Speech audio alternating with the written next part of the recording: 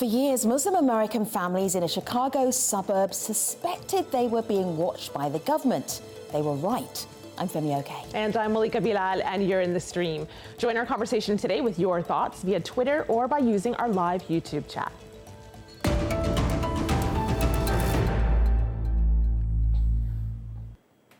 Unfamiliar cars parked around the neighborhood, strange men ruffling through the rubbish, odd clicking sounds on the phone, and actual home visits from federal agents. It was the mid-1990s, and these signs told the Bridgeview, Illinois community that something wasn't quite right. A newly released documentary called The Feeling of Being Watched sheds light on what they feared all along, that the Federal Bureau of Investigations had been spying on them for years. Take a look. That damn car is always just parked right there. It's like how you see in the movies, like those pizza vans that are just sitting staked out in front of your house. When you pass the van by, like they pull up a book or a magazine, like we can see you. There it is. Bridgeview mosque leaders have been under surveillance for years. Since August of 1999, I've been working to legally expose the very real and foreseeable Middle Eastern terrorist threats to American citizens at home and abroad. The successful investigation, which was codenamed Vulgar Betrayal, V-U-L-G-A-R, Betrayal,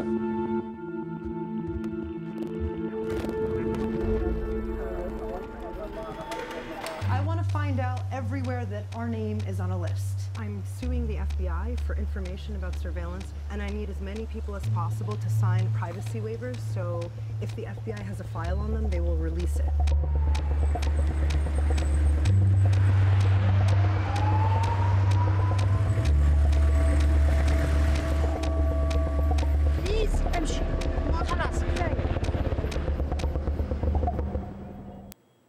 And joining us to discuss this documentary is its director, filmmaker Assia Boundaoui. She is based in Los Angeles, but speaks to us today from her hometown in Bridgeview, Illinois, where both she and I grew up together. Also with us, we have Omar Farah, Senior Staff Attorney at the Center for Constitutional Rights in New York. Omar is the lead lawyer on a lawsuit to compel the government to hand over FBI surveillance documents of the Movement for Black Lives. And finally, Camila Rashad, the founder and president of the Muslim Wellness Foundation. It's a nonprofit focused on the mental health of American Muslim communities. Camila joins us from Philadelphia, Pennsylvania. We also reached out to the FBI to be part of this program, to send us a comment. Their comment was no comment. So, Malika, where should we start? I want to start with the community. People online tweeting about this after getting a chance to see it streaming here in the US at least. This is a tweet from someone whose handle is no chai for the FBI. Several people are turning their handles that way, and we'll discuss why in a minute. But they write, this documentary shed light on a pervasive yet almost invisible manifestation of everyday Islamophobia. And I am grateful for Assia for validating our experiences. Assia, of course, I will give this one to you because I feel similarly. It's the community that you and I grew up in since kindergarten, first grade, and it was a secret, but it was one we all knew about. Talk to us about the impetus for you and why you wanted to be the person to uncover what this was. Yeah, like you say, we grew up in a neighborhood with vans and unmarked cars parked down the street, with our parents warning us not to talk to strangers in suits. And it was an open secret. It was something we all knew about. We knew that we were under surveillance. It was something we rarely talked openly about. We rarely talked about outside of whispers. And it's something that I experienced and I thought was normal for such a long time, in fact, until I went off to college and realized, oh, most Americans actually don't grow up this way. This is a unique experience to growing up Muslim in America. You know, I worked as a radio journalist for a long time, and at a certain point 6 years ago, I decided I really want to get to the bottom of what really happened in our neighborhood. You know, we live with so much paranoia, with so much, which is actually an effect of all this surveillance. I wanted almost to check boxes off, like this happened, this didn't happen, true, false. And so I started digging into it and investigating. And what I found out was so much bigger than anything we had expected or ever thought actually happened. Omar, people could be watching this and thinking, oh, you know, September the 11th, that was the impetus for the FBI to start looking at communities. But this happened before September the 11th. And also, the FBI have been looking into particular communities for many, many decades. Can you help us understand that a little bit more for our international audience? What are they doing? You know, I think the reality is that the point of departure for this kind of conversation is really this notion of predictive policing. And so in any time of crisis in this nation, real crisis or imagined crisis, law enforcement tends to default from investigating criminal activity after it's happened to this notion that somehow it can predict and intervene in advance. And I think we need to start doing the work of collapsing that notion with racism and Islamophobia and targeting, because invariably it's historically disfavored communities that end up being targeted under those circumstances, under a crude, really a crude kind of stereotypical notion that you can make determinations about individuals' behavior based on their fundamental identity. And so my experience representing people who have been targeted like this is that not only does it infringe on civil liberties, not only does it tear communities apart, but it really attacks basic fundamental human dignity. And that's really the radical part of what Assia's film has done, is to tease out the lived experience of folks who've been targeted. This goes back to the founding of this country. Camille, I see you nodding that the FBI will have a take on why they went into this particular community, and they will say, this is why we did it. I'm going to play a little comment from them in just a moment. But from your perspective, what do you think is the reason why the FBI will go into a community that has no history of terrorism and then start to look for it? Well, I think, you know, the reason why I'm nodding is because the government always needs a convenient villain. And in order to sustain some narratives about communities of color, about American Muslims, they need to sort of manufacture reasons why this is something that will protect national security. And because so many Americans cling to this myth of meritocracy, of impartiality, it sort of lends itself to this notion that, well, of course, if the government is looking into a certain community, it must have its reasons. And I think sometimes even as the community that's being targeted, we also begin to believe that, like, well, if we haven't done anything wrong, right, then we have nothing to hide, and that the American government has our best interests at heart.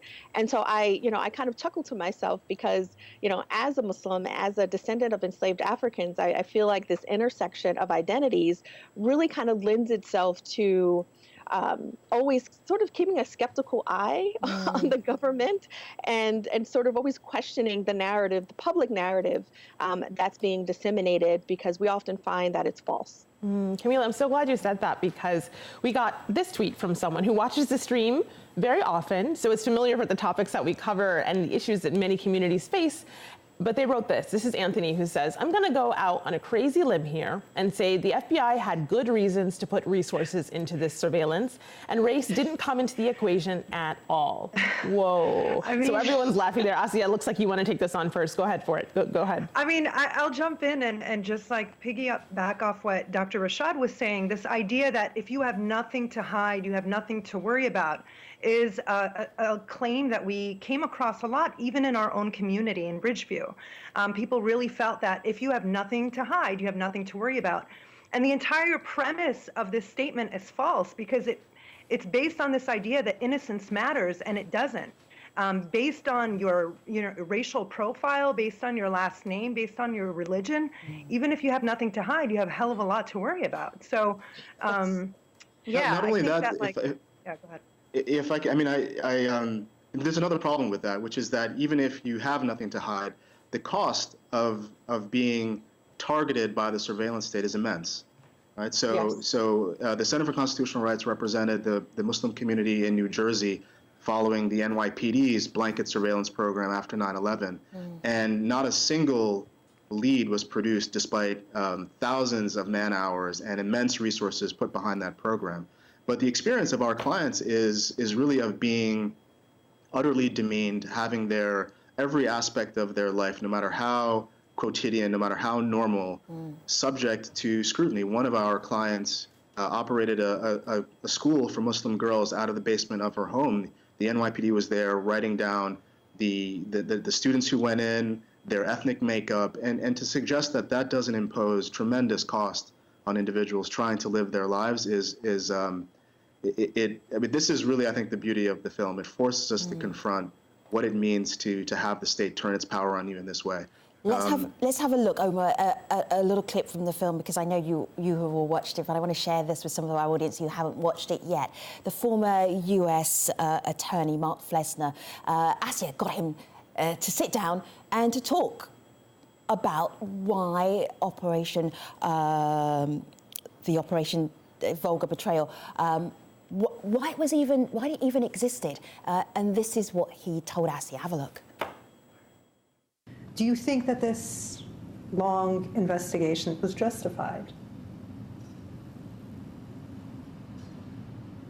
If there had been crimes uncovered or crimes prosecuted, that would have been justified. Are you trying to say, do you think the investigation, was as a result of Islamophobia or prejudice? Excuse me, I do not. That certainly was not my worldview, certainly is not. And had I ever thought that that was what was happening, I would have not been part of it, because that is not obviously who I am. Maybe not so obvious, but it isn't who I am. I mean, if it's a bigger question, which is there Islamophobia in this country? Of course there is. I mean, is there? It's in the FBI? Well, I can't say that. Well, he could say. He just didn't say. Could he be any more uncomfortable, Assia? Yeah, I mean, it's so interesting on camera that he's really having a somatic response in this moment to the discomfort of knowing something and hiding it, and also, of not being forthright about something. It was almost reflux. A lot about. It was almost like things were kind of coming out of him. Yeah, it's totally coming out of his chest. It was a pretty incredible thing to capture on camera, actually, when someone's not telling the truth in their words, but another truth is coming out in their body, in their soma. Well, I think the other problem here is that he said if there had been crimes uncovered, that would have been justified. And the question becomes, well, what if your crime is your identity? What if your crime is that you are now complicating this American narrative of colorblindness, of fairness, of justice, regardless of race and religion? And the fact is, part of the consequence, or perhaps the goal of this type of surveillance, is to continue to isolate communities and keep them outside of what is deemed American. And so even if we think about, well, what happens to a community, the psychological impact, ultimately the impact becomes disconnection, it becomes lack of cohesion, lack of safety. I mean, these are fundamental human rights for safety. And if you believe, and there's evidence that proves you're not safe in your own home, right? Just imagine how destabilizing and how distressing that becomes on a daily basis. And, it really begs the question, what if that is the goal? Is to continue to keep us so destabilized that we cannot organize, that we cannot really think about how to come together and address sort of the disparities and how citizenship is conceived of in this country. And so I think there's something very Orwellian about, even this idea that, perhaps this is an isolated incident. Perhaps this is just sort of, almost akin to like a conspiracy theory. And it is so common, if you know the history of America, that I think that we need to do a better job of, one, speaking about the impact and the pain that it causes and the long-lasting effects of this types of surveillance. So you mentioned it is so common. Omar, I want to bring this in, and I'll give it to you because Camila mentioned that this is so common given our history, the history of this country. And so it brought us to this tweet, just tweeted a couple minutes ago. She writes, "Let's remember that the FBI also had surveillance on Martin Luther King Jr. It's almost like they want to say that we as people of color can't be trusted." So this idea of not being trusted leads me to this tweet that I want to give you, Omar. Precious Heaven says, "I agree with the analysis about paranoia. It's definitely cause to provoke fear, and for what? Something that wasn't even there." So this idea of paranoia, can you talk about what that's like when you're not being paranoid? These are things that are actually happening, but the psychological impact on you and your community causes this kind of feeling. Yeah, I think that's where we started this discussion. I think, one of the less addressed, and a part of this experience that we don't reckon with is really the kind of psychological trauma that the communities that I represent, that Assia has painted such a beautiful picture of in her film, go through. So the experience for so many Muslims when these kinds of programs are revealed is not shock. It's just the kind of validation and assurance that comes from recognizing that you're not actually crazy for seeing the things that you see and feeling the way that you feel about it. But it certainly does create a level of paranoia that I think people should not take lightly. If the experience for so many people of color, for example, Muslim community members, when dealing with other members of their community is one of fear, because they don't know whether or not proximity to that person brings them within the sweep of a surveillance program, or because, as we uncovered in some of our litigation, law enforcement agencies were in the practice of putting individuals in mosques for the specific purpose of striking up pretextual conversations to suss out people's political opinions, then you really start to tear at the fiber of what holds a community together. Omar, if I may, can you very briefly explain to people what you're doing in terms of your litigation? Because you don't have to, like Assia did, you don't have to just take the surveillance. There are ways to actually push back. There's something known as the Freedom of Information Act. You are using that in order to push back against some of the surveillance that the FBI has been doing. Can you explain that just very briefly so we understand that in a bigger context?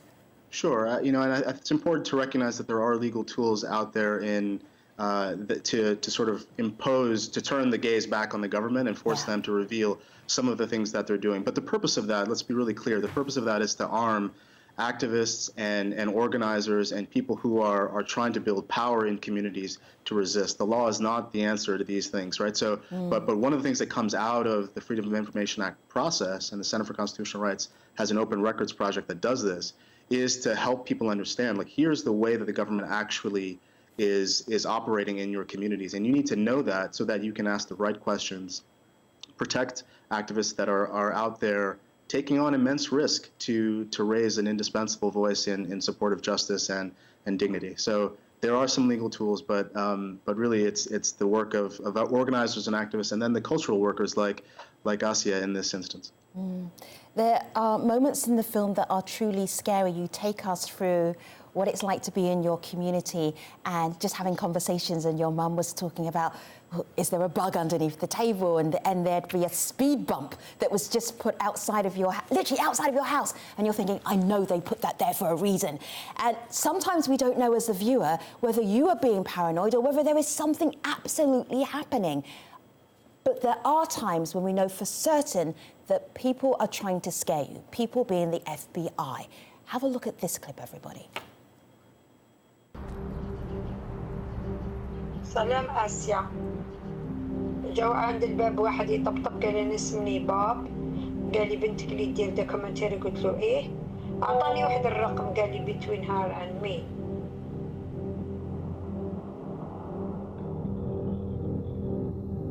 ألو. سلام. سلام. What happened?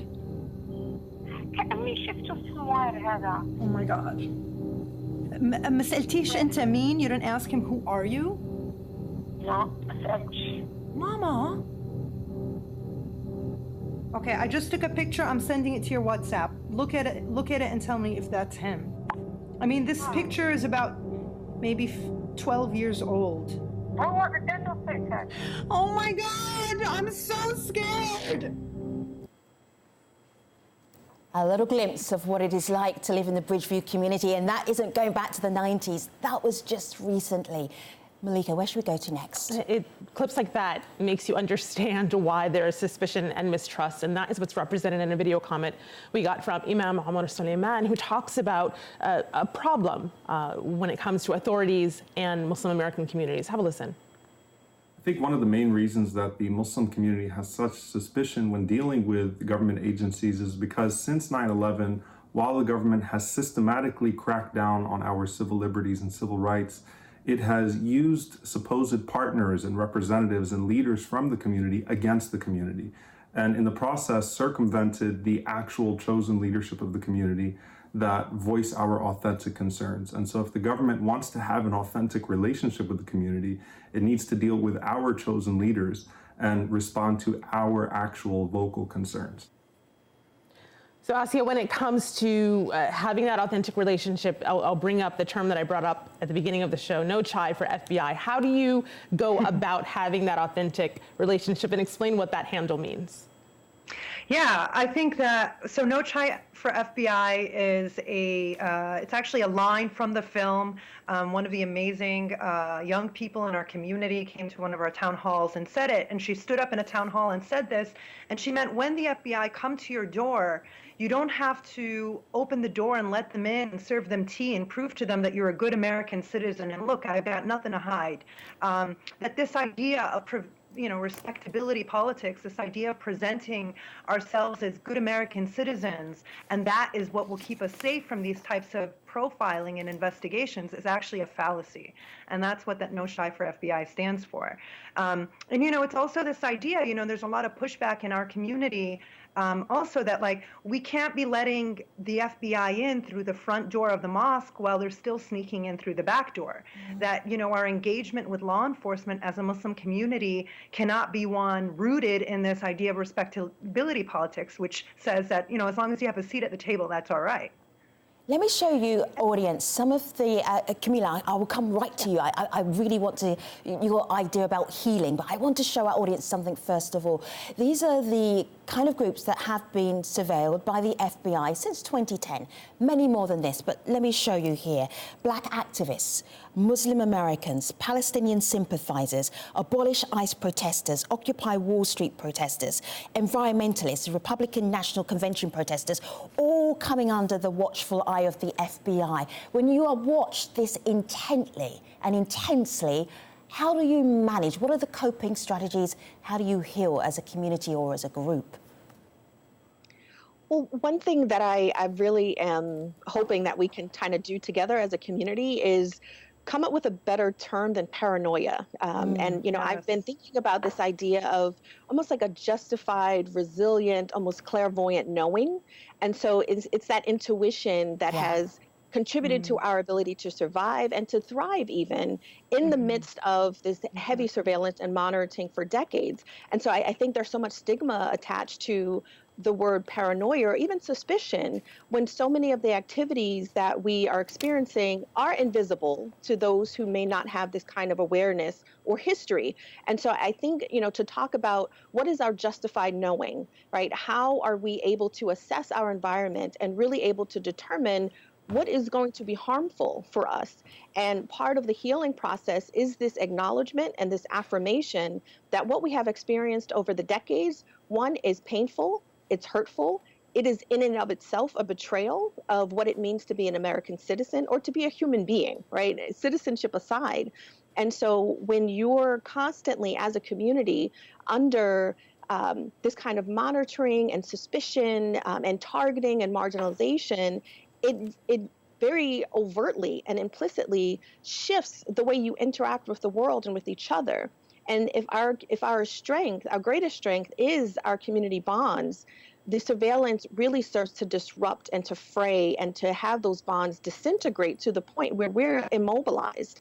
And so the healing process, in my view, is to come together and what would it mean for communities of American Muslims and for those who are sympathetic to the Palestinian cause and environmental activists to come together in one room and to say, how are you feeling about this, right? Yeah. We know all of the legal, perhaps, avenues that we might take and to push back, but we're hurting in the process. And for us to be able to address the underlying pain. Camila, your connection is breaking up a little bit there, but I think your pertinent point came across, and the idea of healing and what to do to go about that. I want to end our conversation with this comment from a former FBI agent who reached out to the stream. This is Mike German, who says, too often in our history, the government has used the interests of national security to justify undermining security. The truth is, if that one community's rights are violated, none of our rights are secure. Thank you to all of our guests. Look, here on my laptop, you can see the feeling of being watched on PBS if you're in the United States, and on Witness on Al Jazeera next month. Thanks for watching, everybody. Take care.